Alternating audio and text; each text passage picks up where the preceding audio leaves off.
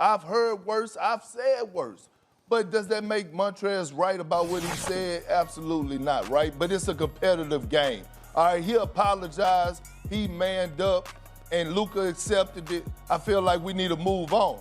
Now, what Montrezl messed up at is he shouldn't have poked that bear. He shouldn't have told him that because he woke up a sleeping giant. People say that Luka wasn't offended. I believe he was offended by watching them play last night and what he did to the Clippers because the Clippers, listen, the Clippers have a deep team. They have Kawhi Leonard, who's a champion. They have a championship coaching staff, but nobody else on that team has won a championship. And they do a lot of barking. They do a lot of barking, no biting. They do a lot of barking and no biting. Now they have to back it up. So what they should have did, he barked up the wrong tree by waking up this 21-year-old stud in Luka Doncic. But, you know, the way he handled it, I appreciate Montrezl, right, for going up, being a bigger person, squash it. But right now I'm looking at the Los Angeles Clippers, and they're beefing more on social media with people than they're beefing with the guys on the court and handling their business. So just to switch the topic for a minute, the Clippers need to get their priorities together and go out on the court and perform and quit worrying about what's going on and all this barking and go out there and start doing some biting. But on the flip side of it, I think, you know, they handled it, they squashed it between them two, and let it be gone. Let it be over. Well, KP, I think you're right on all your points, but I think the basketball element of this is secondary for the purposes of this discussion. I think what you brought up about Montrezl Harrell apologizing, and you also brought up about the noise that the Clippers appear to be making in social media, I think those are the two biggest points. And this is why I think we should take a moment to appreciate Montrezl Harrell and Luka Doncic and what we saw from them. First of all, Luka Doncic is European. He's not white. You know, when we talk about slavery in this country and whatever, that's conflating the issues to some degree. I get all of that. I was talking about the color of your skin and why Montrezl said what he said. But in the end, his willingness to apologize and Luka Doncic's willingness to accept it is a big thing because, KP, you know this is a former player in the NBA.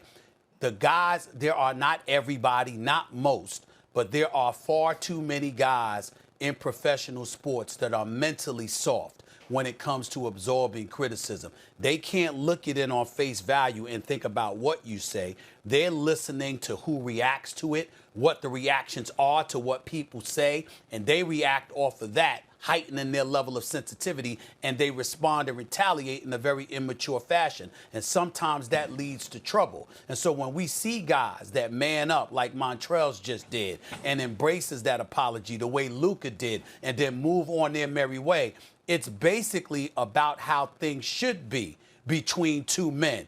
You got a difference, you discuss it, you handle it, you move on. And unfortunately, we don't see that enough. But we saw that with them, and it's a model of how things should be when people have differences. And that's why that's what I think should be highlighted and pointed out and appreciated.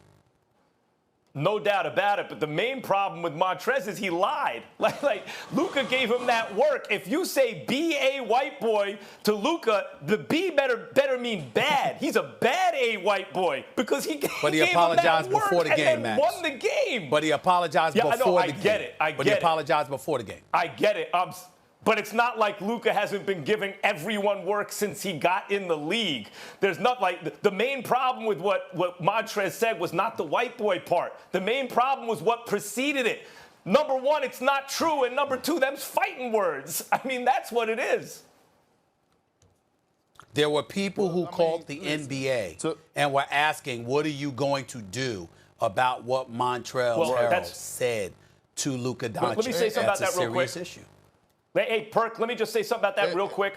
The kind of white grievance politics that goes on in this country right now is an outrage.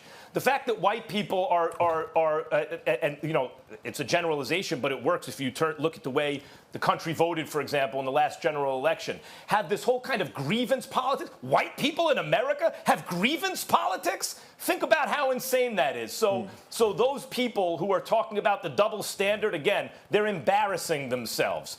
That is, of course, there are access to certain words in our vocabulary, in slang words in particular, that are more available without social sanction against it to oppressed groups than the groups that have oppressed. This is like baby stuff.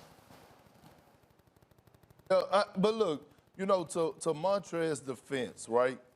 In the NBA, they have a certain amount of guys that play off emotions. Like, they get themselves going. They talk noise. I played with one of the biggest trash talkers in the world in Kevin Garnett. That's how he got going. He loved to talk noise. Anybody fire back at him, that's what got him going. And Montrezl is that type of guy. He's an emotional guy. That's what he thrive off of. He actually brings a swagger to the Clippers team.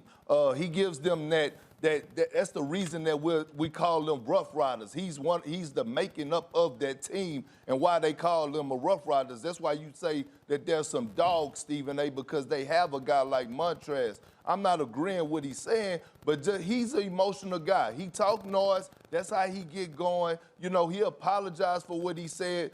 And like I said, it's time to move on. Luka accepted it. He accepted it. He told them it's all good. He went out there and gave the Clippers that work. So we all need to move forward and look forward to Game 5. Thanks for watching ESPN on YouTube. For live streaming, sports, and premium content, subscribe to ESPN+.